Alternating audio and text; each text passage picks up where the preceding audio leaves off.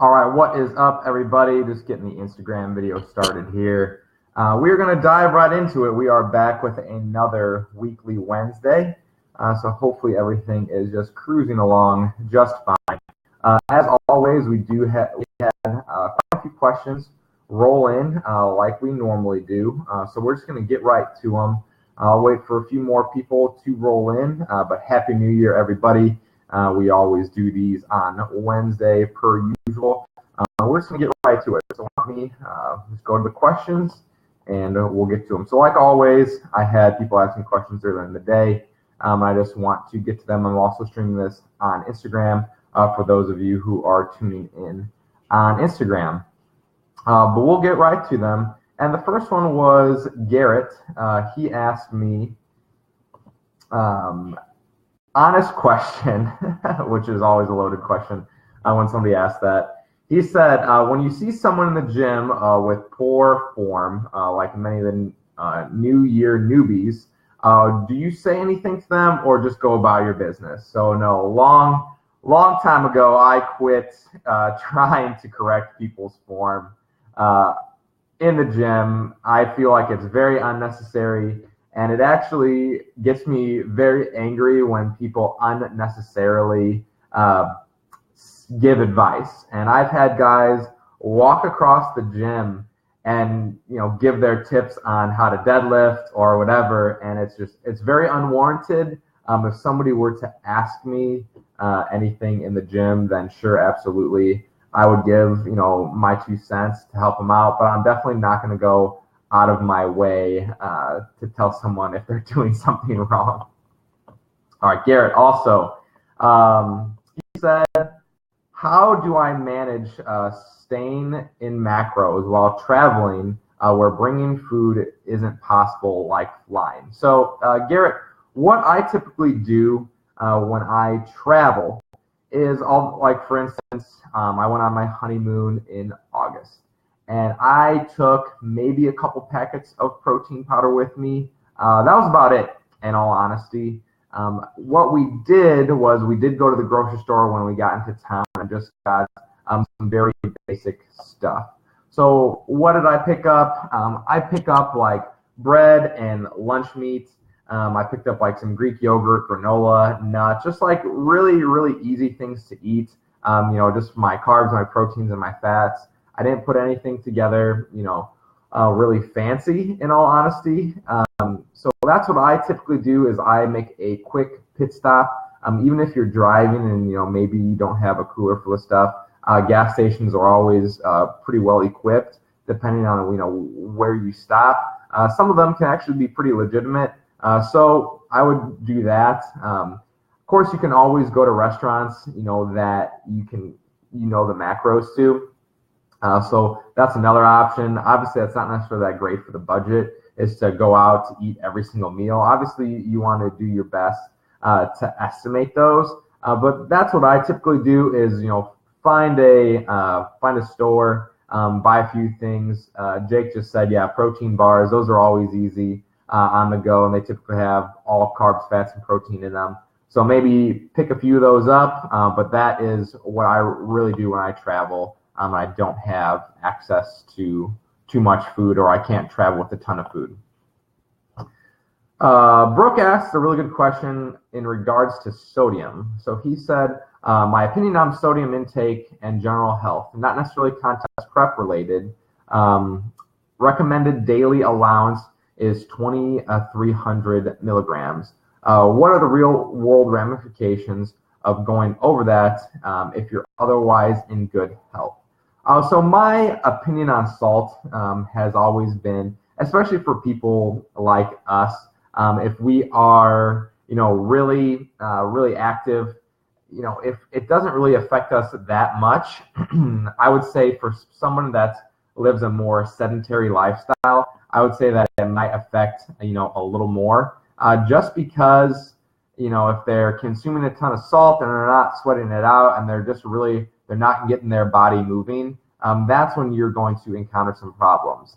Now, on the other hand, obviously we want to make sure that we are intaking enough salt, just because we are doing so much physical activity. So that would be That would be us that are more physically active. Now, my client Matt made a very good comment on the post, and I'll kind of read verbatim what Matt said, more or less. So Matt just had some blood work done, and his regular sodium intake is roughly between 4,500 milligrams and 6,000 milligrams per day.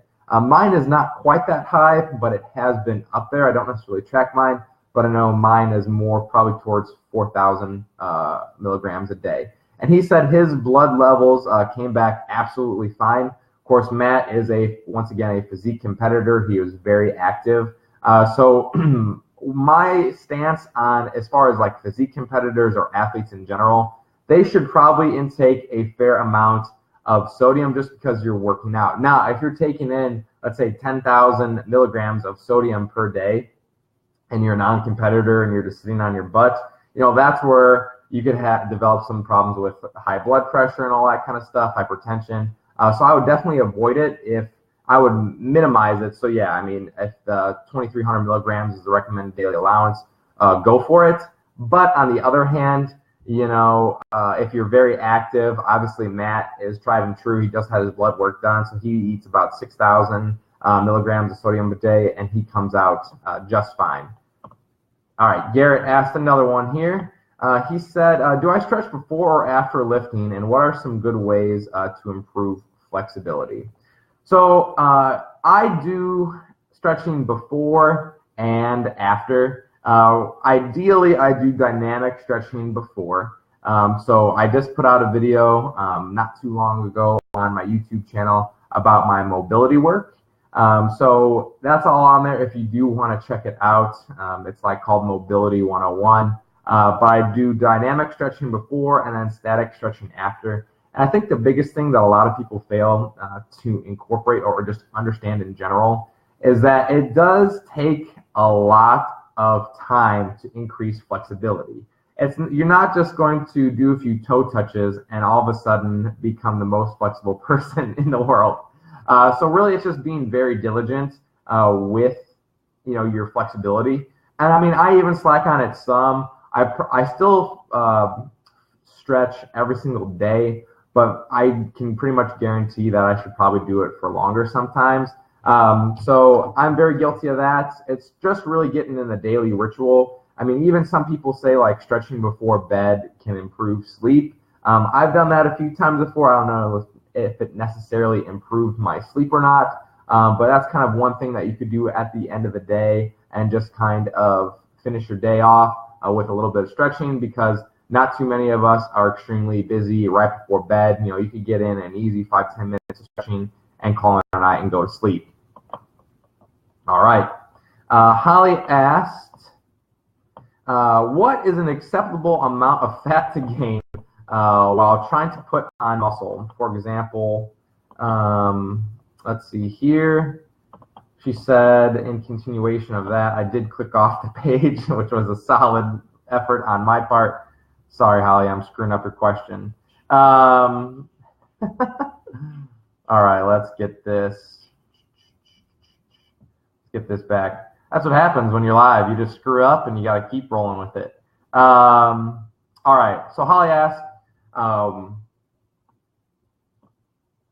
damn, I'm trying to find Holly's question. There's a bunch in here. What is a simple amount of fat to gain while trying to put on muscle? For example, is being able to pinch more than an inch of belly fat too much?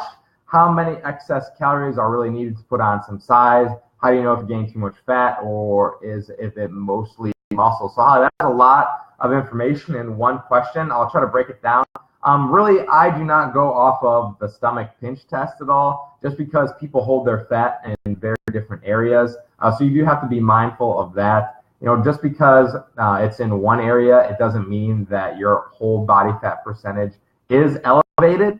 Another question in there is, how many excess calories are needed to put on size, and how do you, how many excess calories are needed to put on size? Not too many, in all honesty. If you're at maintenance, or if you're just in a very, very slight surplus, I mean, a couple hundred calories will do the job of a surplus, and you could still gain tissue like that. Now, I think what a lot of people might have encountered over the holidays, and I'm not saying this is Holly, I'm saying this is, oh, excuse me, a lot of people in general, is that they found that over basically from Thanksgiving to Christmas, Christmas Eve, New Year's Day, that they might put on a few pounds. They might have been on their diets, 90% of the time, but they may have found that over the past few days and weeks, their weight has gone up because they've eaten more treats, and they didn't necessarily stick to their diet. So if it's just recently when you've noticed this, maybe take a reflection and see, did I really stick to your diet, and what's coming up. I'm actually going to talk about that a little bit more in my next contest prep update. So that will be released on Monday about that.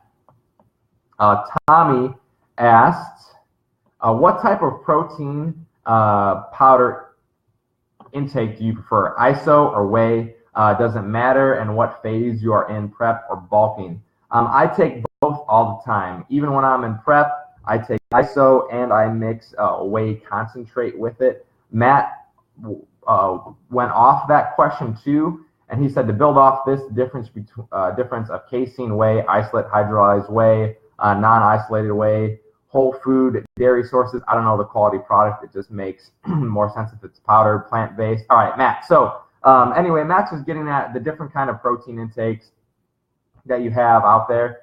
So obviously, you want to be looking at the leucine content of the protein source. So things like vegan powder is going to be less leucine, per gram than it would be in like a whey isolate.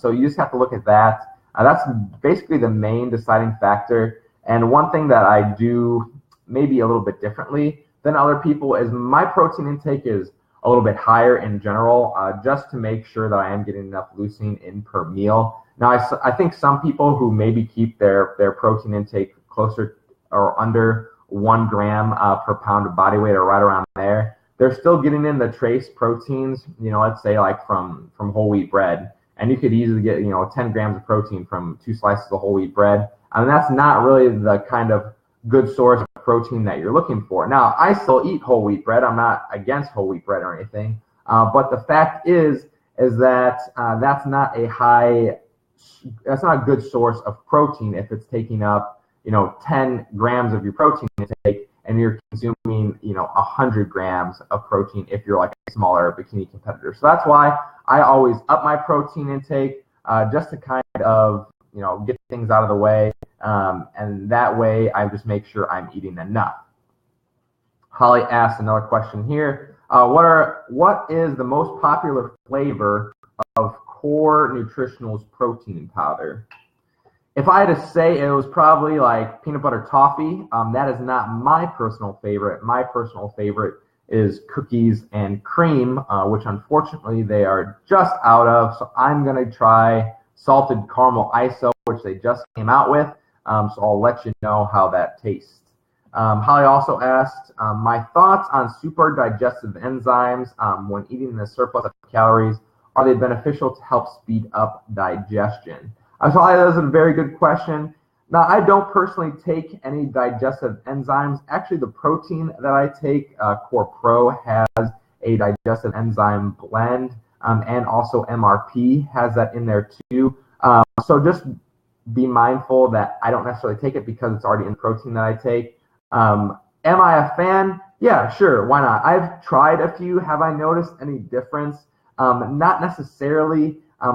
I think one thing that you might be able to use a little bit better in the off season is not necessarily a digestive enzyme, but more of like a glucose utilization agent. So something like Core Load may be right up your alley, just to help you process the carbohydrates and make sure that they are shuttling to the right place. So instead of a digestive enzyme, I would recommend more of like a glucose utilization agent. Chris, last question here. If anybody didn't ask any, I will review the comments on the live video. Otherwise, we will wrap it up here pretty quickly. In the off season, is it better to run the Big Papa stack as a whole or rotate back and forth between the 2 test boosters? That was a really good question, Chris. And personally, right now, I'm alternating between, so I'm taking test by itself, which I'm currently not on, but I am taking alpha, hard, and 5-AT together, and then I'm going to switch to taking test. That's just my personal preference. In the off season, I would say this is the way that I look at it. You want to optimize your test boosting capability. So would you rather, take all of them at once and have your test up here, or would you rather, take some for 8 weeks and maybe have your test here, and then take a different one and keep your test elevated? So that's the way that I look at things. Obviously, they're going to have different pathways if you're taking them correctly, which test and alpha do you have as far as how they're utilized in the body. So just be mindful of that.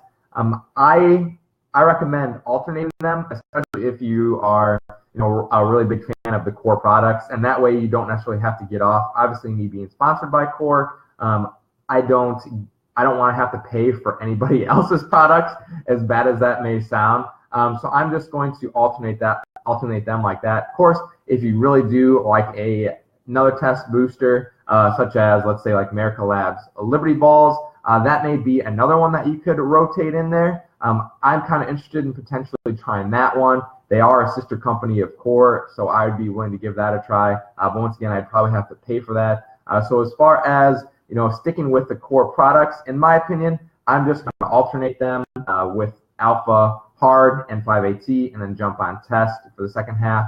But I think, guys, that was all the questions that we had to roll in. I do appreciate everybody tuning in, as always. Next week, we may have a special guest. I do have to confirm with him when he is available. So hopefully we'll have a nice special guest next week. So once again, everybody, have a great night. Thanks for tuning in. Until next time, keep crushing it and have a great week.